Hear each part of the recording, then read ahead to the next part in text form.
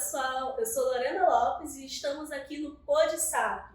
Hoje a nossa entrevistada vai ser Cíntia Blink. Ela que é jornalista e escritora e também dona do Manaus 360, que está oferecendo seu espaço aqui para acontecer o PodSap. Tudo bem, Cíntia? Tudo bom, Lorena, tudo certo. Vamos lá, vamos dar isso. Isso, vem de SAP, Então, vem de SAP 2022.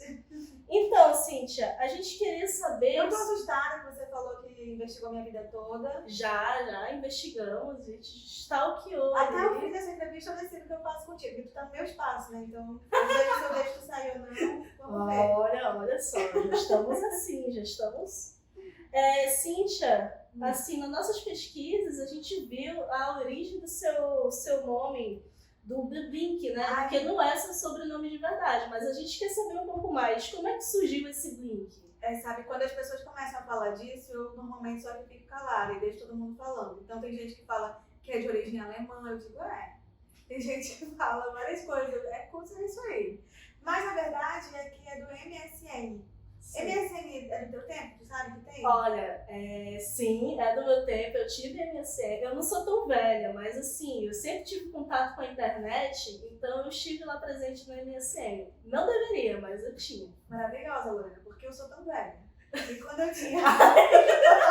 Não quis dizer isso. E quando eu tinha 13 anos, era obrigatório ter um MSN, porque senão você ficava sem ter contato com o mundo. É como ter TikTok hoje. Sim. E aí, era muito difícil fazer com o meu nome. Meu nome é Cíntia da Silva Pinheiro. E toda variação com o meu nome já tinha. A não ser que ficasse tipo Cíntia Pinheiro, um monte de número. E eu mesma não ia decorar para entrar. Então eu fui atrás de saber o que significava Cíntia e significava brilhar. Só que eu achei Cíntia Brilhante um pouco lá, não sei se eu quero esse nome. E aí eu fui perguntar pro meu irmão como é que falava brilhante em inglês. Ele falou que algo mais perto seria shine. Eu falei, também não é bem isso. Aí eu falei pra ele, tem outra coisa? Eu quero um sinônimo. Aí ele falou, tem blink que é piscar, não é brilhar, mas tá aí e tal. Eu achei blink fácil de falar, fácil de escrever. E usei no MSN e a partir daí tudo que eu criei na internet foi Cíntia Blink, que eu sabia que ninguém ia ter. Hoje em dia já tem, mas na época era muito mais fácil. Até porque hoje em dia o Blink é pra fãs de K-pop, né? Depois veio uma banda de... Não é que veio, ela deveria já existir, mas aqui no Brasil ficou sabendo depois, né? Acho que apareceu mais depois que ela estourou com Malhação, alguma coisa assim. Alguma novelinha de adolescente. E aí depois tem K-pop. Agora quando eu vou de vez em quando dou palestra, coisa assim, aí os estudantes falam, esse Blink é de K-pop, né? Eu falo, é de K-pop. É de K-pop. Só que existe há 10 anos, quer dizer, mais que 10 anos. E quando eu fui assinar, na época que eu fui contratada, eu comecei no impresso. E na hora de assinar o impresso, você precisa pensar, porque ou você vai desagradar uma família ou a outra. Ou eu assino Cíntia Silva ou Cíntia Pinheiro. Cíntia da Silva Pinheiro tá muito grande. Eu falei, bom, eu tenho meu nome, é Cíntia Blink, não vai atrapalhar nenhuma família, e a partir daí é Cíntia Blink. Se você fala Cíntia da Silva Pinheiro, não se sabe muito. Passaram a saber quando eu fui incluir o Blink no meu nome. Só que hoje já é permitido, viu? Quem quer trocar o nome aí pode. E é muito mais fácil fazer isso hoje. O problema é mudar tudo que é documento. E aí me deu uma preguiça, ainda não fiz isso, mas farei qualquer dia. E justamente o Blink já é tão importante na sua vida que já está assinado, já é o seu sobrenome, né? Sim, total. E você falou que começou no impresso, era até uma pergunta que eu fiquei muito curiosa. Como é que deu essa transição do impresso, das mídias tradicionais para agora, na internet? Como eu sei que você começou trabalhando em sites, né? Mas aqui no Manaus 360, no YouTube, no seu blog, no seu site, no Instagram, como é que foi isso? No começo eu queria trabalhar e eu não tinha nenhuma porta aberta. E eu estava no 4º período, que dentro da faculdade, porque são 9 períodos na minha época pelo menos, é muito no começo ainda. Só que todo mundo da minha sala já estava trabalhando, então eu me senti muito para trás. Eu senti que todo mundo já estava ali, tendo caminho, e eu não. E aí eu Bati na porta de todo mundo, né, tudo que era empresa, andei aquela André Araújo toda com o currículo. Descobri que currículo não é muito útil, porque recebiam, mas nada acontecia. E daí eu fiz o meu blog, que chamava Manauara. E eu me arrependo de não ter continuado aí, porque hoje ele teria seus 10 anos, ou um pouquinho mais que isso. Mas ele tinha um objetivo. Eu queria conseguir um trabalho. E com o meu blog, eu fiz o Prefeituráveis. Era uma época mais ou menos como agora, que é período de eleição. Só que na época era para prefeito. Foi quando o Arthur entrou e ficou aquele período longo, sendo substituído agora pelo Davi Almeida. E na época eu convidei o Arthur para me dar uma entrevista numa live, como a gente está fazendo aqui. Aliás, como a gente está fazendo aqui não, era uma webcam. E só. A webcam tinha um microfone e era isso que tinha. E na época, porque assim, apesar de ter 10 anos, não é tanto tempo assim, mas não se fazia lives. Então foi a primeira vez que se fez live na internet. O que tinha era a conversa dentro da TV. Sim, a entrevista na TV, como tem até hoje, era daquele jeito. E tinha os debates. Mas a conversa ali, com gente no comentário participando e tal, quem fazia isso era o UOL, que fazia praticamente um podcast com 1 hora naquele tempo. E assim, era uma novidade, todo mundo via. Então eu entrevistei o Arthur, por entrevistar o que era o preferido, os outros aceitaram também. Então eu entrevistei o Arthur, o Serafim, o Claudernei e uma galera ali que estava naquela época. E isso fez eu aparecer, eu dei entrevista para a Crítica. E a Crítica finalmente me convida para trabalhar lá. Então foi todo um trabalho para eu conseguir um convite. Mas antes eu trabalhei na TV Cultura, de graça. Aí depois eles conseguiram uma bolsa lá para mim de R$300. Até tem uma história que eu conto no livro, que me ligam para me oferecer a vaga lá na Crítica. E eu falo, bom, agora eu tenho um emprego. Então se você quiser a vaga, se você quiser que eu vá para aí, você precisa comprar esse meu passe. Aí eu falei, tudo bem, eu vou, mas eu quero R$700. Vamos lembrar que eu ganhava 0 depois 300? E aí a pessoa do outro lado da linha, que era o Gilberto Lima, não sei se ele vai estar vendo a gente, mas certamente que sim. Com certeza. Ele falou, é porque aqui a gente só paga a partir de 1.000. Eu falei, ok, 1.000 serve. Foi isso. E foi a partir do Prefeituráveis que você quis trabalhar com jornalismo político? Como é que foi isso? Eu sempre quis trabalhar com jornalismo político depois que eu vi as meninas do jogo. Que se você não sabe o que é MSN, que as meninas do jogo, então é que você não vai saber mesmo. Mas o Jô Soares, que era um gênio, ele todas as noites aparecia e entrevistava a gente. Eu peguei a época que ele falava lá na Globo. E nas quartas-feiras, durante um período, ele levava umas jornalistas lá que falavam de política de um jeito muito fácil. Muito fácil, assim, realmente era muito convidativo. Não era assim, a política é para quem é, sei lá, pro meu pai e pra minha mãe. Não, eu me sentia convidada a participar. E elas eram muito arrumadas, elas eram, sabe, era muito bacana ver aquelas mulheres ali. Você via que elas não contavam tudo que sabiam, não porque elas estavam escondendo, mas porque realmente não tem tempo, não tem como. E eu achei encantador aquilo. Ela entendia todo o jogo de poder, ela ficava sabendo antes uma lei que vai impactar a nossa vida e falava com muita elegância e fluidez sobre um assunto que teoricamente é difícil, mas na verdade ele é nosso. E foi ali que eu quis falar disso. E aqui no seu livro, eu sei que você vai dando os conformes, como é que é ser. Você poderia falar um pouquinho sobre o seu livro, do jornalismo político em si, porque eu sou super curiosa. Jornalismo, na real, ele é o pegar na mão do Foca. Foca é o nome do jornalista iniciante. Ou ele saiu da faculdade, ou ele está nesse período, ele saindo da faculdade, indo pro mercado. E aí ele dizer, vem por aqui, porque quando você sai da faculdade, você não sabe tudo. Tá? Lamento informar, não sei quem tinha essa ilusão, mas você vai aprender muita coisa na prática. Isso é verdade. O PodSap está aí para provar. E ninguém vai te falar um caminho, não porque alguém é malvado, nada assim, é porque realmente o caminho é muito teu. E a ideia é que o jornalismo na real seja aquele manual, tá com você, aquele parceiro que tá contigo. Tipo assim, estou indo para uma entrevista e de repente me deu um branco, tô nervosa, não sei o que fazer. Deixa eu dar uma olhada aqui. Ufa, ok, sim, eu sei fazer isso. Entende? É para ser esse momento.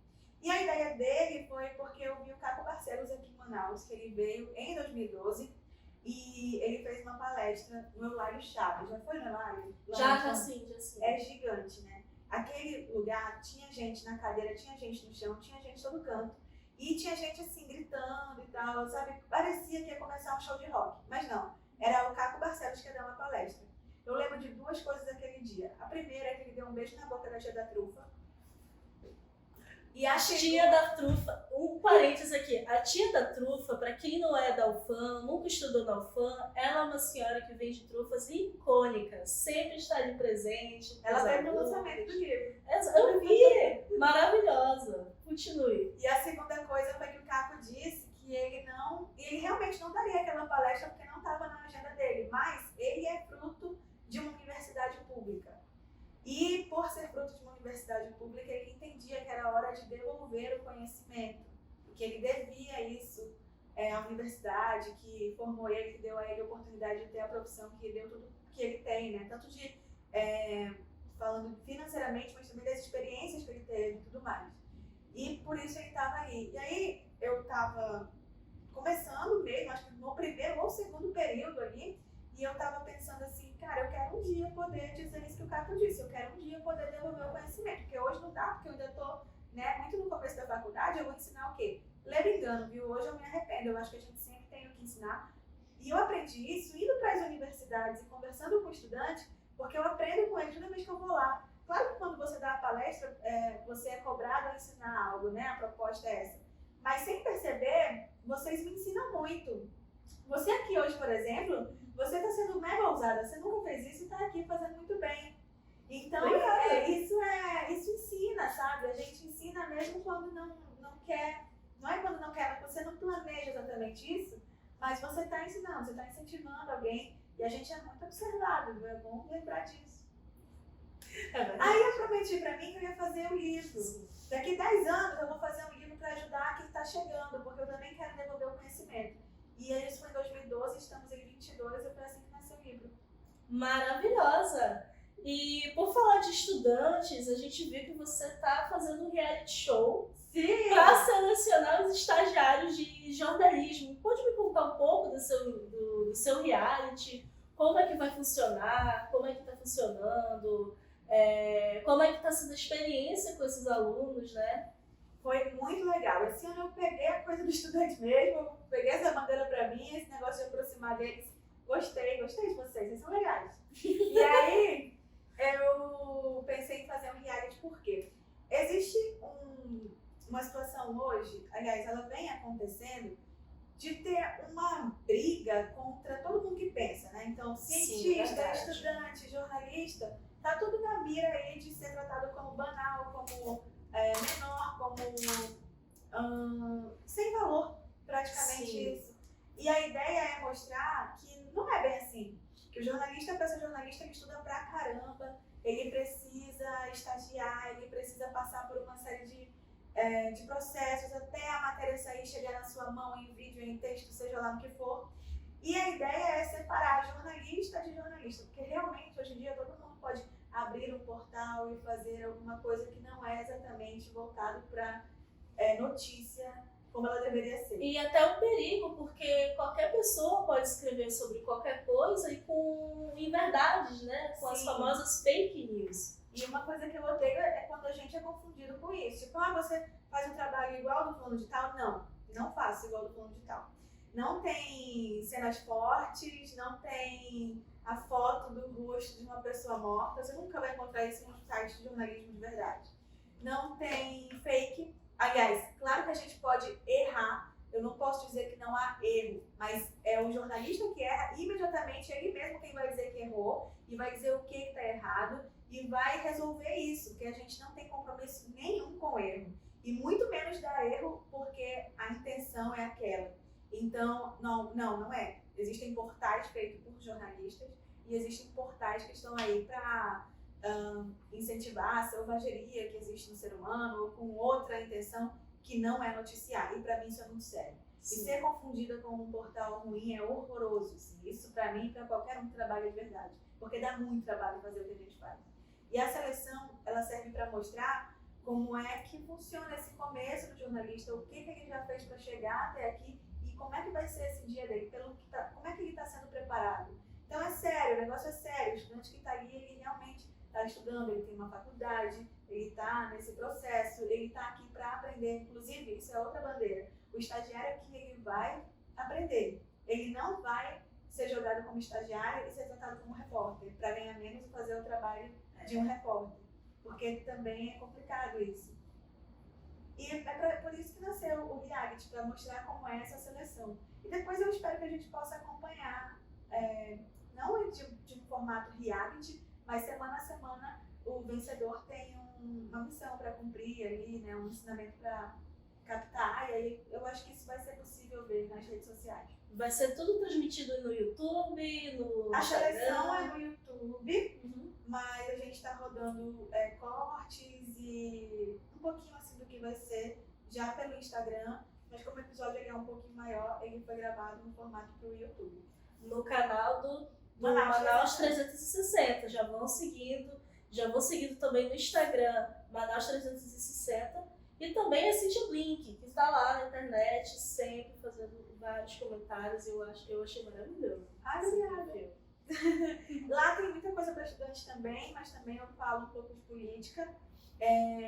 Eu opino muito pouco, mas opino em algumas coisas, mas no mais, assim, eu levo muita informação mesmo. Sim, que é muito importante, principalmente nesses tempos, né? E também vai ser um tema da palestra da Cíntia, ela vai estar lá na SAP, falando sobre as apurações das verdades, das mentiras. Você já pode dar uma palhinha? Sabe que esse foi meu assunto no TCC? Quando ainda não se falava nisso. Não é que não se falava, sempre se falou, mas isso veio muito ser tema mais ultimamente, assim, em especial quando a gente chega nesse período de política, né? Sim. Esse assunto grita. Mas foi lá em 2015, 2016 mais ou menos, que eu fiz o TCC. E uma coisa muito bacana, e eu vou tratar isso na palestra, é que eu fiz baseado em guerra. Porque em uma guerra, uma fake news pode literalmente significar a morte de muita gente. Então, foi uma das coisas que eu consultei, foi um livro que fala lá de guerra e como é que eles faziam para apurar e para publicar, e todo o cuidado que eles tinham que ter, porque qualquer coisa que eles dissessem podia resultar em um ataque inimigo, sabe? Realmente estava se tratando ali de vidas. Sim, sim. Eu queria te perguntar outra coisa também. Você sente essa diferença do que era ser jornalista política do início da sua carreira dos tempos para cá? Como é que tem sido, principalmente dessa relação das fake news? Antigamente parecia que não tinha tanto como hoje em dia. Você poderia falar um pouco sobre isso? Eu poderia te falar que eu nunca me senti tão velha com essa pergunta. Ai! Mas assim, realmente, eu nem me lembro como é que a gente fazia a captação quando não tinha WhatsApp, mas a gente usava muito telefone. Eu não pude de primeira entrar em política. Lá na crítica, por exemplo, eu não fui para o caderno de política, eu fui para o caderno de cultura, porque entenderam que eu era muito verde para começar logo em política. E eu só vim fazer política no diário, que foi também em 2015, então não demorou tanto, mas não foi logo o meu primeiro contato. Foi por isso, pelo contato com cultura, que eu pude ter a oportunidade com a Karine Aguiar, que teve aqui no reality. Até legal lembrar disso, ela teve aqui no reality. E eu fiz antes de me formar, eu fui para França para ser assessora dela. Mas ok, voltando. Sim, agora tem muito mais fakes, só que também é muito mais rápido de checar. Pelo mesmo mecanismo, que é bem pela internet, é na própria internet que a gente consegue checar. Claro, tem que ligar também, apurar. É refazer o trabalho de apuração, né? A gente tem a pauta e vai fazer a apuração. Quando a gente já tem uma notícia, a gente tem que voltar ela toda para ver se é aquilo mesmo. Então, realmente o trabalho do jornalista hoje de política tem sido muito de checar aquilo que já está ali. Porque toda hora surge alguma coisa completamente maluca que a gente tem que ver se é verdade ou não, porque vai que, né? E é uma grande responsabilidade, né? Noticiar alguma coisa. Vocês têm alguma pergunta? Aqui a gente está tendo a nossa diretora, que está me guiando, a Luana.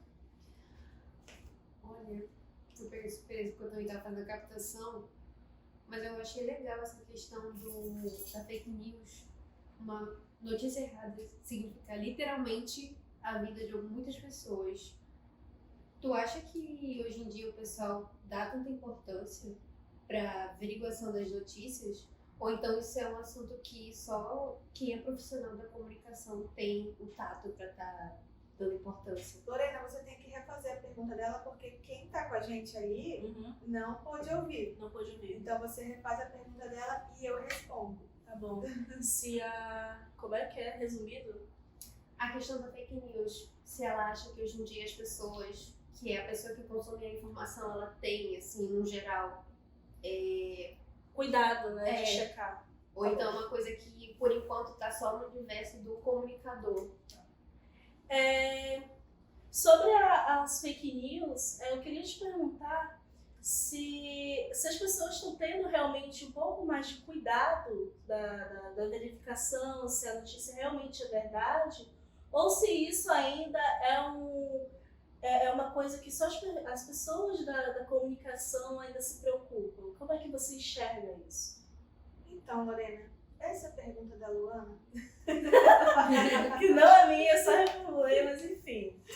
Tá passando aqui pra gente? Sim. É o seguinte, eu acho que as pessoas estão sofrendo com uma coisa que é querer acreditar. Então, se aquela notícia me agrada, então ela é real, né? Não importa qual é a fonte, não importa quem disse, não importa como disse, quando, nada. O que importa é que falou uma coisa que me interessa, então pra mim é real. E as pessoas estão esquecendo que fatos são fatos e fatos não são opiniões. Mas pra mim é real. Como assim, gente? O que tá acontecendo, entendeu? E isso é perigosíssimo, porque é assim que você elege alguém que não deveria, ou não elege alguém que deveria, porque se você é colocado em um cargo com base em fake news, você não deveria estar ali. Aliás, fake news é um termo errado, estou usando porque é um termo que a gente usa com muita frequência, mas é desinformação, porque se é fake não é news, né? Se é falso não é notícia.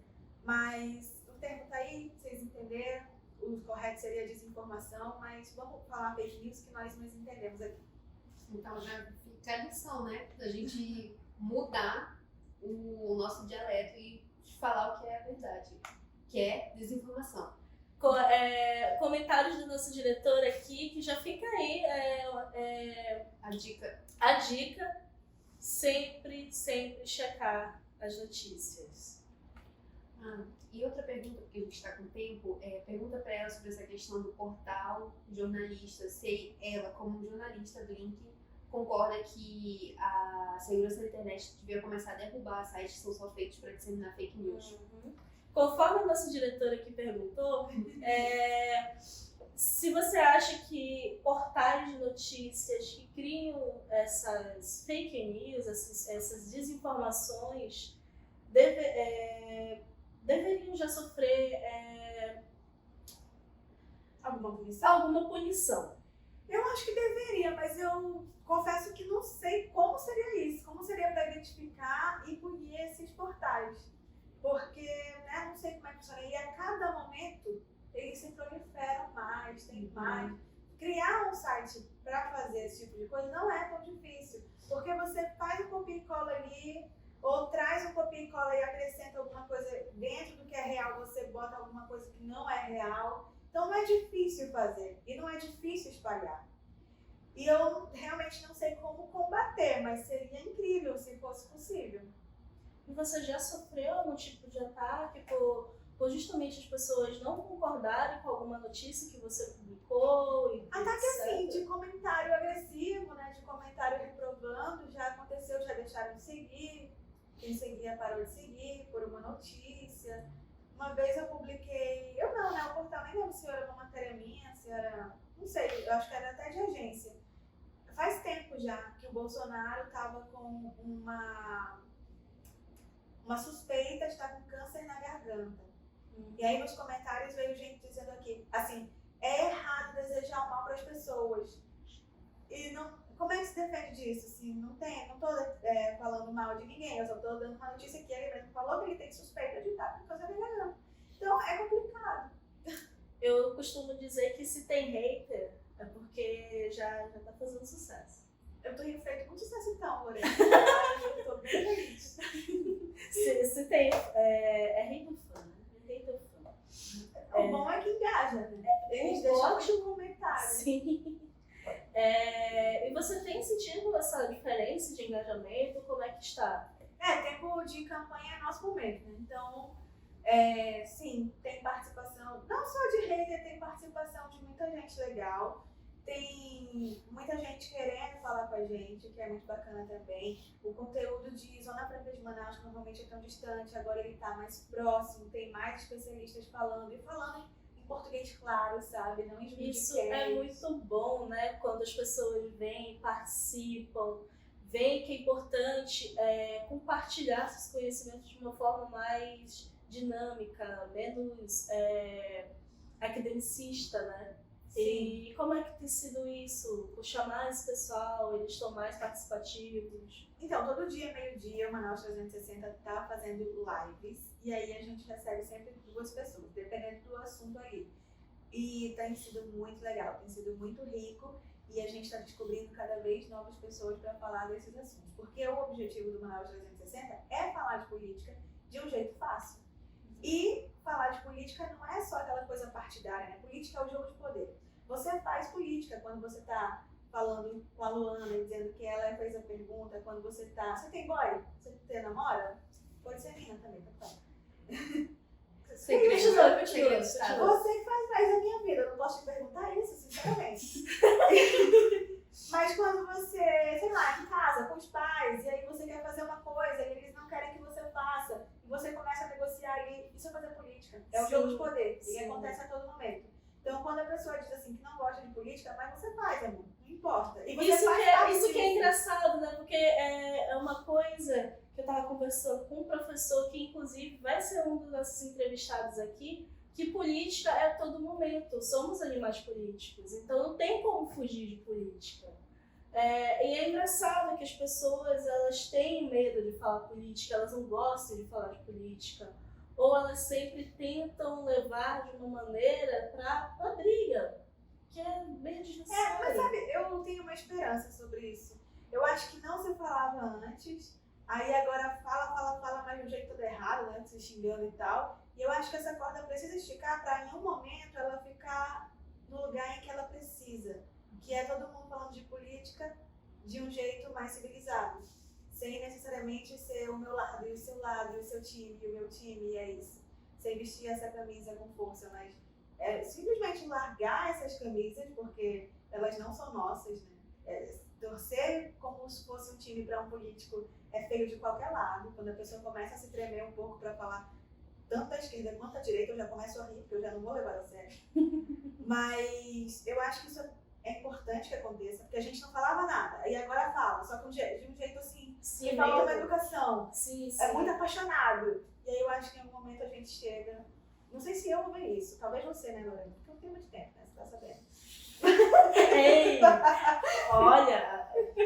Mas assim, eu acho que a minha esperança é essa, sabe? Que vai chegar esse momento que todo mundo vai falar de política tranquilamente em um domingo de família, que isso não vai ser um motivo de, oh meu Deus, estão falando, o que é que eu faço? É agora que eu vou comer, nunca mais de brigas, de confusão, de família, de separação, de... Exatamente. É complicado, é muito complicado. A gente tá certo e é isso, né? Os equivocados que entendem.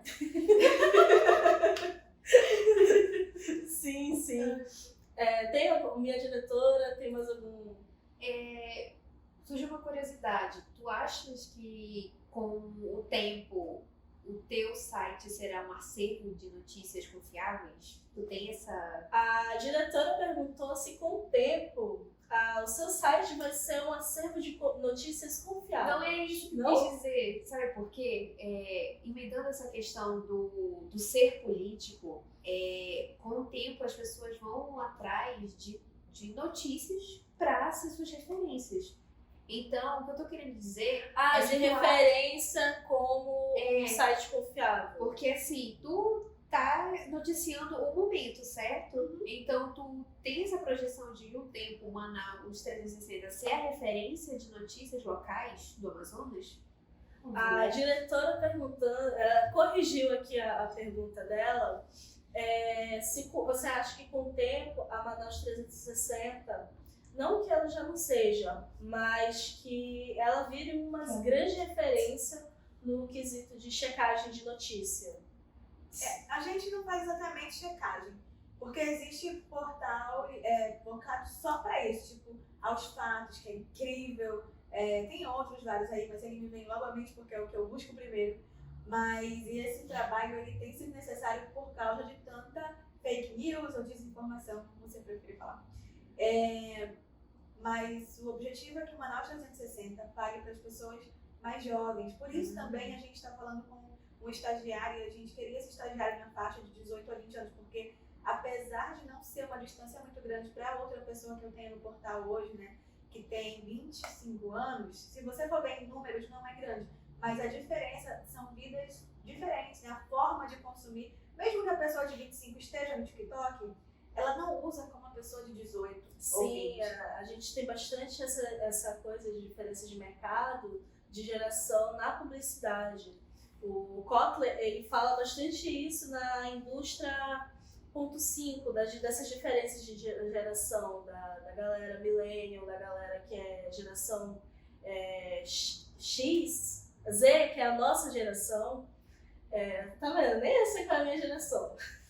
Tem aquela confusão. Tem aquela confusão da galera que nasceu entre 2000 e 99, da galera que nasceu já em 2003, 2000, já tem uma diferençazinha, né? E como é que tem sido a galera mais nova tem acompanhado de fato? Tem, é porque existe uma ideia de que o pessoal mais jovem não sabe de política, mas a verdade é que ninguém sabe de política. Não é o cara mais jovem que não sabe, querido. Ninguém sabe. Todo mundo sabe o que é LOA, todo mundo sabe o que é PPA, todo mundo sabe ler um diário oficial, todo mundo sabe encarar o portal da transparência, entender como é que estão gastando nosso dinheiro. Não. Um monte de gente não sabe coisas básicas, não sabe os 3 poderes. E não tem que saber mesmo. Sabe por que não tem que saber? Porque isso não é de graça, isso não tá assim à toa. Política não é para ser gostada, não é para você saber, não é para você ter contato. Porque quanto mais distante a política estiver de você, melhor para algum interesse. E a gente quer dizer que não, peraí, política não é assim, não é chato, não é ruim, não é distante, não é difícil. Na verdade, é muito fácil e mexe diretamente com você.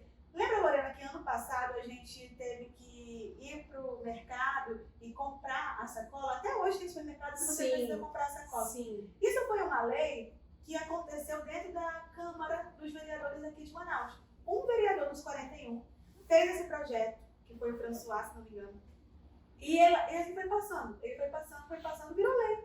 O prefeito assinou, virou lei, passou a valer e até hoje reflete na gente. Eu estou falando de um projeto que falou de uma sacola de supermercado e que já causou um transtorno gigante. Todo mundo que foi no supermercado naquele período lembra muito bem do que eu estou falando. Até a Lorena lembra, que é jovem, ela lembra. Mas aí o que acontece? A gente está falando de uma sacola de supermercado. Aí tu imagina que esse pessoal, aí eu tô falando de todo mundo, de Câmara, de Assembleia, em todas as esferas, ele tem acesso ao dinheiro da cidade, do estado, do Brasil. Então o estrago que pode ser feito é enorme. E se a gente não está de olho, esse estrago pode ser ainda maior. Então não é difícil, mas é preciso que haja um interesse. E a gente tenta embalar essa notícia, deixar ela o mais atraente possível e entregar como um presente para esse jovem ou para qualquer pessoa que acompanha a gente. Mas a gente pensa na pessoa mais jovem porque é ela que a gente ainda consegue transformar e dizer, não, peraí, vem pra cá, como foi? As meninas do jogo foram para mim, eu sonho que o Manaus 360 seja para quem ele alcançar. E a gente tem feito esse trabalho para chegar realmente no estudante de jornalismo, enfim, todo mundo que quiser ter acesso à política de um jeito fácil, mas não só fácil, inteligível e até divertido. Tá vendo, pessoal, que vocês que estão nos seguindo aqui, não deixem de conferir o Instagram da Manaus 360, o blog, a Cíntia na internet. Porque, como eu disse, a política ela faz parte da nossa vida, a própria Cíntia disse, e é uma coisa que a gente precisa saber. Essa parte dessa lei da sacola de plástico ter vindo daqui, da Câmara, eu não sabia. Eu lembro quando foi implantado, mas eu não sabia que ela tinha sido daqui, de Manaus, da Câmara daqui de Manaus. Sabe, eu vou te recomendar. Lê o Manaus 360. Exatamente! Eu acho Exatamente! que vai ser legal pra ti. Eu te recomendo isso pra você também. Eu espero vocês lá, viu? De verdade. Eu tenho certeza. Se você não gostar, você vem aqui e me cobra. Você vem no comentário e me cobra alguma coisa, porque realmente a gente faz de tudo pra deixar da melhor forma. A gente não tem sempre notícias legais pra dar. Aliás, o jornalismo é denunciar aquilo que tá errado para que seja corrigido. Então, é por isso que a gente fala de coisa ruim, porque a gente não tá aqui pra te contar que o mundo é bonito, mas pra mudar ele, pra ele ficar o melhor que pode ficar. E um exemplo enorme sobre essa questão do uso do dinheiro é o IPHAN, né, cara? O IPHAN, gente, para quem não sabe, está numa situação bastante complicada. Não somente o IPHAN, como todas as instituições federais. Eu acho que o IPHAN em especial, ele foi atingido de um jeito diferente. Principalmente, não somente o IPHAN daqui de Manaus, as unidades de Manaus, como do interior. E a gente está acompanhando isso de perto pelo Manaus 360. Inclusive, eu quero conversar com mais pessoas lá para que a gente saiba. Com certeza. Você quer saber? A gente teve uma reunião na sexta ou foi na quinta? Sim. Sobre os gastos do IPHAN. Eles abriram a planilha e até aquele momento eu não lembro se era o reitor, se ele era o reitor. O diretor-geral. O diretor-geral, ele falou que a gente não tinha dinheiro para pagar a conta de luz. Quando vocês fazem essa reunião e tentam tomar uma decisão, sabe o que vocês estão fazendo? Política. Exatamente. E é mais política ainda porque eles marcaram a reunião num horário que já quase não tinha aluno. Costumam aprovar muita lei assim, viu? Pois é. Um horário em que não tem mais ninguém, antes de Copa do Mundo, antes de jogo da Copa, antes de feriado. Antes do carnaval. Teve muito decreto da Zona Franca que foi aprovado assim esse ano. Isso, e a Zona Franca é extremamente importante, não somente para o funcionamento daqui, da economia da cidade, como também para as universidades, né? Sim. Principalmente a UEA. Muita coisa assim no governo federal aconteceu também. Jogava-se uma cortina de fumaça para ficar escandalizando nas notícias, enquanto outra coisa acontecia por fora, sabe?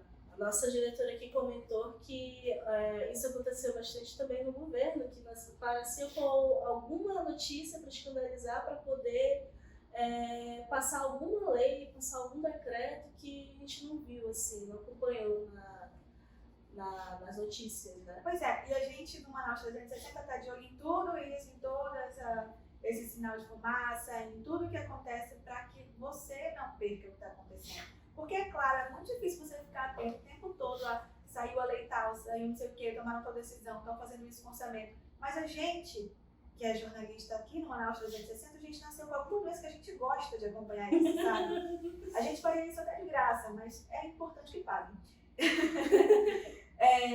E a gente entrega isso da melhor maneira, porque pra gente é como conversar sobre a novela, entendeu? A gente gosta. Queria te fazer uma pergunta. Além de você, do futuro estagiário, do nosso operador aqui de câmera, de luz, Charles, maravilhoso. Ele tá mandando encerrar, inclusive. Mas já? Eu ia perguntar quem mais trabalha aqui na 360. Quem mais trabalha? Hoje a gente tem o Gabriel Veras, que é meu braço direito, esquerdo e tudo mais. Eu todos os braços que eu tiver. O Charles está com a gente agora também, mas ele fica ali atrás das câmeras. Eu tenho quase certeza que ele está vendo alguma coisa que ele nunca vem pra frente. Mas ele faz rádio e TV no Senac. Foi assim que eu conheci o Charles, que ele veio parar aqui com a gente. E é muito bacana ter o Charles aqui. A gente tinha a Bia até pouco tempo, que era a pessoa que estava com a mídia, só que ela deixou a gente por um motivo maravilhoso, que ela foi promovida em um outro trabalho. Bia, ela também é da UFAM? Ela também é da UFAM. Eu acho a Beatriz Bonetti. Eu acho que talvez eu trabalhe com ela. Pode ser, ela trabalha com a mestra da revisão, que é outra maravilhosa, minha filha. Então não é. Eu fui outra Bia, outra coisa, ela também tinha sido promovida aí, então. Vai ver coisa de Bia, vai ver que tá no mês da Bia. É o mês da Bia. Como é que é esse horóscopo? Então, É o mês da Bia. e agora vem o ou a estagiário ou estagiário? Não sei. Tem que acompanhar pra ver. Você vai ter que acompanhar para saber aqui no Manaus 360. E assim, Cíntia, mais uma vez, muito obrigada por abrir esse espaço, dar essa oportunidade para nós, né, estudantes de publicidade. E assim, quem gostou da Cíntia, segue ela nas redes sociais, @Cíntia. Quem não gostou, me segue também, que eu quero gente lá. Pois é, gente. Não deixe de acompanhar a Manaus 360 e mais uma vez, VendeSap, @VendeSap 2022. A Cíntia ela vai estar como nossa palestrante. E é isso, pessoal. Um beijo e até a próxima.